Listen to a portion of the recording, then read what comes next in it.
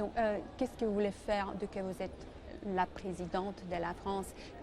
Est-ce que vous croyez que c'est possible toujours de réformer les projets des Schuman et des Monnet, soit Écoutez, on se donnera 6 mois. Moi, je me donnerai 6 mois.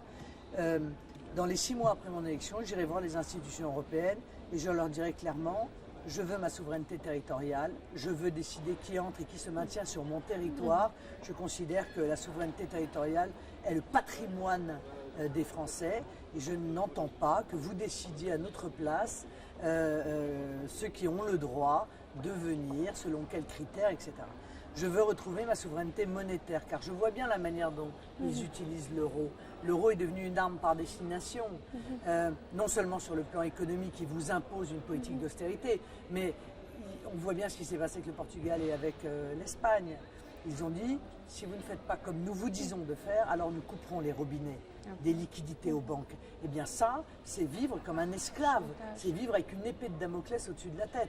Or, c'est la raison pour laquelle je pense que nous ne pouvons pas ne pas avoir une monnaie nationale, sortir de l'union bancaire, retrouver la liberté de faire du patriotisme économique, de déterminer par des accords bilatéraux nos relations avec nos voisins, et enfin, summum du summum, et peut-être alpha de cette politique, les lois votées au nom du peuple français sont supérieures en valeur à tout autre traité, directive ou je ne sais quel texte, et pour l'instant ça n'est pas le cas.